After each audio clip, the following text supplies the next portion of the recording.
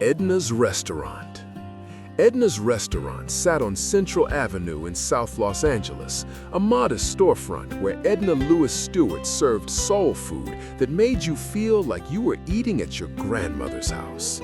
The restaurant opened in the 1940s, but reached its peak during the 1970s when Edna's became the place Black families went for Sunday dinner after church. The oxtails fell off the bone, the collard greens were seasoned perfectly with smoked turkey, and the Pete's cobbler arrived at your table still warm from the oven. The thing nobody tells you is that Edna ran that restaurant mostly by herself for decades, arriving before dawn to start cooking and staying until the last customer left satisfied. She knew every regular by name, remembered their favorite dishes, and adjusted recipes to accommodate health conditions without being asked. The vinyl booths were patched and repatched, the linoleum floor was worn from decades of foot traffic. But none of that mattered because the food and hospitality made you feel valued and loved. What many overlook is that Edna's represented the anchor of a Black business district that was slowly disappearing as neighborhoods changed and families moved away. When Edna finally retired in the 1980s and closed the restaurant, the community lost more than just good food. They lost a gathering place where generations had celebrated births, mourned deaths, and marked every important moment in between.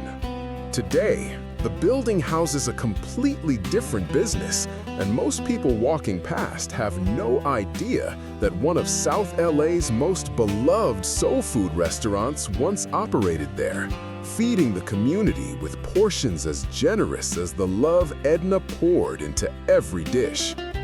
2. Mrs. Laura's Kitchen. Mrs. Laura's Kitchen operated out of a small house converted into a restaurant in the Orange Mound neighborhood of Memphis, where Laura Mae Tucker cooked soul food that people drove across the city to taste.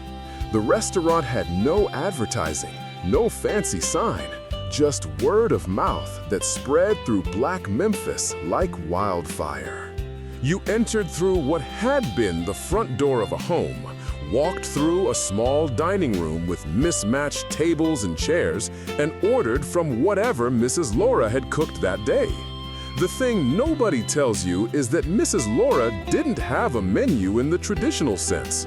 You ate what she made that morning, and if you didn't like it, you could go somewhere else. Nobody ever complained, because everything she touched turned into something magical. Fried catfish with a cornmeal crust that shattered when you bit into it. Greens cooked with ham hocks until they were tender but not mushy. And cornbread so moist it didn't need butter. What many overlook is that Mrs. Laura's Kitchen represented the ultimate expression of home cooking taken public, with a woman who'd raised 8 children simply cooking for a larger family that happened to include everyone who walked through her door. The restaurant operated on a cash-only basis, with prices so reasonable that people routinely paid more than asked because they knew the value exceeded the cost. When Mrs. Laura passed away in the early 1980s, no one could continue the restaurant because the recipes existed only in her head and her hands. The house eventually sold to new owners who had no connection to its history as a place that fed generations of Black Memphis with food that tasted like love and felt like home. The Pink Teacup. The Pink Teacup opened in 1955, but became a Greenwich Village institution during the 1970s when it was one of the only soul food restaurants in a neighborhood increasingly dominated by white bohemians and artists. The small restaurant, with its pink and white color scheme, served fried chicken, collard greens, black-eyed peas, and sweet potato pie to a mix of Black families who'd lived in the neighborhood for generations and white customers discovering soul food for the first time. The thing nobody tells you is that the pink teacup represented cultural survival in a neighborhood that was rapidly gentrifying, with black residents being pushed out, but the restaurant remaining as a reminder of who had been there first. The portions were enormous. The prices remained reasonable, even as the neighborhood around it became expensive. And the staff treated everyone like family, whether you came in wearing a suit or work clothes. What many overlook is that the pink teacup became a gathering place for black artists, musicians, and writers who were part of the Harlem Renaissance's downtown extension. A space where cultural production happened over plates of food that connected them to Southern roots many had never physically experienced. The restaurant survived until 2010, far longer than most, but eventually succumbed to rising rent and the complete transformation of Greenwich Village into a neighborhood that its original soul food clientele could no longer afford to live in. When it closed, protesters tried to save it, recognizing that it represented more than just a restaurant. It was a piece of black history in a neighborhood that had largely erased that history through decades of gentrification. 4. Paschal's Restaurant. Paschal's was more than a restaurant. It was the unofficial headquarters of the civil rights movement in Atlanta, where Dr. Martin Luther King Jr., Andrew Young, John Lewis, and other leaders gathered to plan strategy over fried chicken and sweet tea. The restaurant and attached hotel opened in 1947, but reached cultural significance during the 1960s and remained vital throughout the 1970s as a place where black power, business, and culture intersected. The thing nobody tells you is that the booths in the back were essentially conference rooms where history was made, with the Pascal brothers understanding that their role was providing not just food, but protected space where activists could meet without fear. The smothered pork chops, collard greens, and peach cobbler were legendary. But what made Pascal special was the understanding that feeding people meant more than filling their stomachs. It meant fueling a movement. What many overlook is that Pascal's represented black economic power and independence, a successful business that proved black entrepreneurs could create institutions that served their communities while achieving financial success. The original location closed in 1996, though the name continues through new owners and different locations that lack the history and cultural significance of the original. The old Pascal's building still stands, but it houses different businesses now. And while plaques acknowledge its civil rights history, nothing can recreate the feeling of eating in a place where freedom was planned one meal at a time. 5. Dooky Chase's Restaurant. Dooky Chase's Restaurant, run by the legendary Leah Chase, was a New Orleans institution that opened in 1941, but reached its peak influence during the 1960s and 1970s when it became a rare integrated space during segregation where black and white civil rights workers could meet. Leah Chase, known as the Queen of Creole Cuisine, served gumbo, fried chicken, red beans and rice, and bread pudding that brought together African, French, and Spanish culinary traditions into something uniquely New Orleans and uniquely hers. The thing nobody tells you is that Leah Chase risked her business and possibly her safety by allowing integrated meetings during a time when such gatherings were illegal. But she believed that feeding people and bringing them together was more important than following unjust laws. The restaurant featured Leah's extensive African-American art collection, making it as much a gallery as a dining room, showing that black culture deserved to be celebrated visually as well as culinarily. What many overlook is that while Dooky Chase's technically still exists today, the version that operated during the 1970s, when Leah was in her prime, when the neighborhood was solidly black, and when eating there meant participating in cultural history, is gone forever. Hurricane Katrina damaged the restaurant severely, and though it reopened, the neighborhood around it changed dramatically. Leah Chase passed away in 2019, and while her family continues operating the restaurant, the magic that came from her personal presence, her stories, and her hands preparing the food cannot be replicated. The 1970s Dooky Chases, where she walked through the dining room, greeting every customer, adjusting seasonings in the kitchen, and making everyone feel like family, exists now only in the memories of those fortunate enough to have experienced it. 6. Powell's Place, San Francisco. Powell's Place operated in the Fillmore district of San Francisco, serving soul food in a neighborhood that was the heart of Black San Francisco before urban renewal destroyed it. During the 1970s, Powell's served oxtails, yams, collard greens, and cornbread to a community that was watching their neighborhood disappear around them through redevelopment projects that claimed to be improvements but functioned as removal of Black residents and businesses. The thing nobody tells you is that Powell himself ran both the kitchen and the front of house, greeting every customer personally, while his wife managed the business side, creating a family operation that reflected the neighborhood's values of mutual support and community care. The restaurant stayed open late, feeding musicians after gigs, workers after late shifts, and anyone who needed a hot meal and friendly conversation, regardless of their ability to pay full price. What many overlook is that Powell's Place represented resistance to the urban renewal that was gutting the Fillmore, a Black business that refused to close even as the neighborhood transformed around it.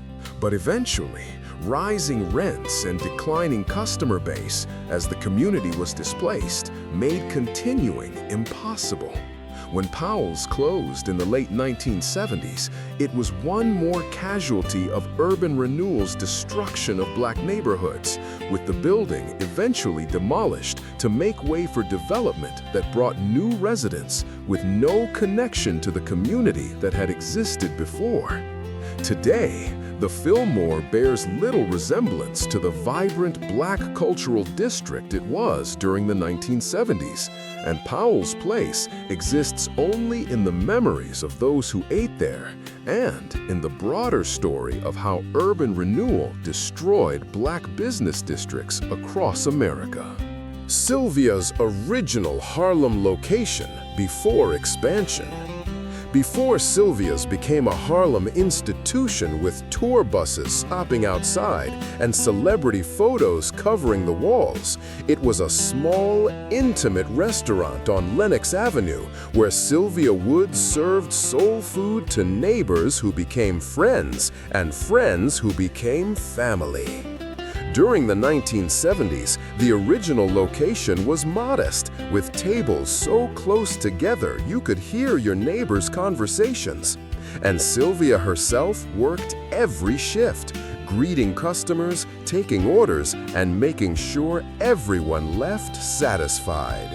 The thing nobody tells you is that the intimate version of Sylvia's that existed before expansion was fundamentally different from what it became. It was a neighborhood restaurant where regulars had their own tables, where Sylvia knew everyone's names and family situations, and where the food tasted like it came from her home kitchen, because it essentially did. The smothered chicken, candied yams, mac and cheese, and cornbread were cooked using recipes Sylvia brought from South Carolina, adjusted over years of feeding Harlem, until they became perfect expressions of soul food excellence. What many overlook is that Sylvia's success changed it fundamentally, transforming an intimate community restaurant into a tourist destination that, while still serving excellent food, lost some of the personal touch that made it special during those early years. The 1970s Sylvia's, before the cookbooks and the product lines and the fame, was a different place. A true neighborhood soul food restaurant where Black Harlem ate, celebrated, and felt at home. That version of Sylvia's, the one where Sylvia had time to sit with you and chat, where every customer was treated like family because they essentially were, exists now only in memory, even though a restaurant bearing her name still operates in the same general location. Gladys Knight's signature chicken and waffles original location. Before Gladys Knight's Chicken and Waffles became a small chain, the original location in Atlanta was a late-night soul food spot where musicians, artists, and night shift workers gathered after hours to eat the signature combination of fried chicken and waffles drowned in syrup. The restaurant opened in 1997, but its cultural antecedents trace back to 1970s late-night soul food spots in Black neighborhoods, where the chicken and waffle combination first became popular. The thing nobody tells you is that chicken and waffles represented the genius of soul food innovation, taking breakfast food and dinner food and combining them into something that satisfied both sweet and savory cravings, while providing enough calories to fuel you through a long night. The original location had a raw, authentic energy that feeling that this was your spot, your community's place, rather than a restaurant that happened to serve soul food. 9. The Busy Bee Cafe. The Busy Bee Cafe opened in 1947, but remained a beloved West End Atlanta institution through the 1970s and beyond, serving fried chicken, collard greens cooked with smoked turkey, and cornbread that people would drive across the city to eat. The restaurant was run by Miss Lucy Jackson, who treated every customer like family, whether they came in wearing suits or work clothes, whether they could afford a full meal or just wanted a piece of cornbread and a glass of sweet tea. The thing nobody tells you is that the Busy Bee represented old Atlanta, Black Atlanta, before the city became too busy to hate and started prioritizing development over community preservation. The restaurant's location in the historically Black West End meant it served a community that watched their neighborhood change around them, with Miss Lucy's restaurant remaining constant even as other businesses closed and the area transformed. What many overlook is that the Busy Bee wasn't just about food. It was about Miss Lucy's hospitality, her insistence on treating everyone with dignity, and her understanding that feeding people meant caring for their spirits as much as their stomachs. The restaurant survived Miss Lucy's death, passing through other ownership, but the version that existed when she ran it personally, when she greeted every customer and made sure everyone was fed well, is the one people remember with the most nostalgia. The Busy Bee still exists in a different location, but the original West End spot where Miss Lucy made history one plate at a time is gone, another casualty of Atlanta's development that displaced Black businesses and changed neighborhoods beyond recognition. 10. Roscoe's original Watts location. Before Roscoe's House of Chicken and Waffles became a Los Angeles institution with multiple locations, the original restaurant in Watts was a humble neighborhood spot serving the chicken and waffle combination that would make it famous.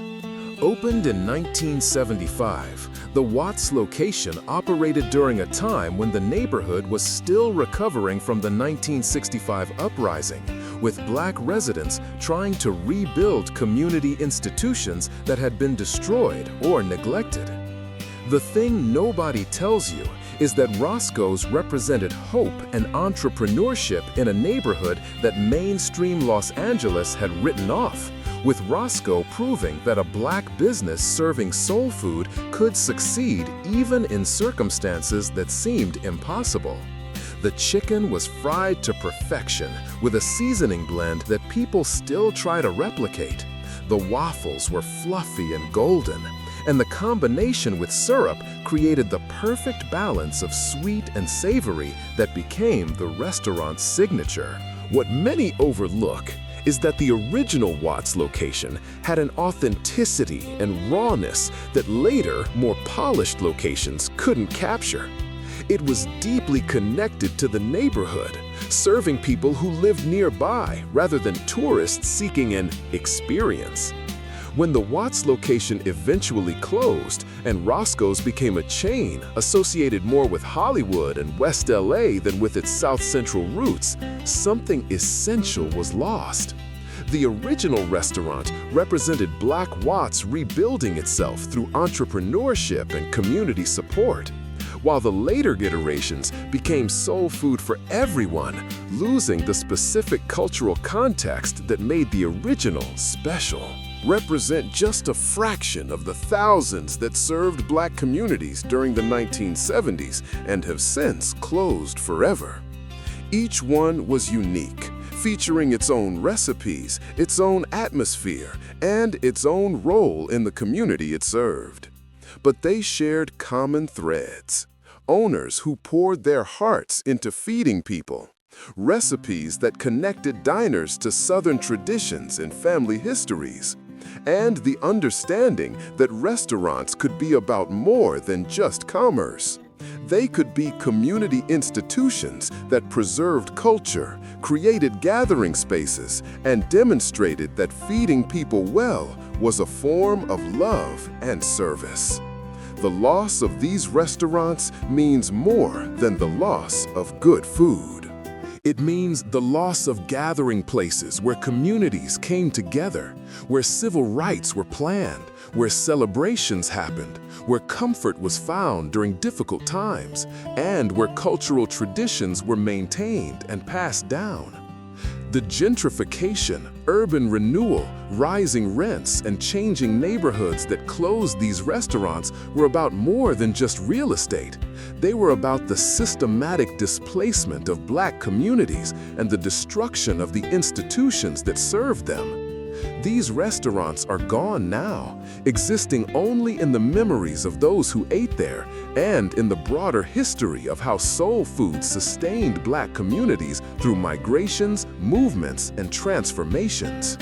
Remembering them honors not just the food, but the people who cooked it, the communities they served, and the cultural traditions they maintained, even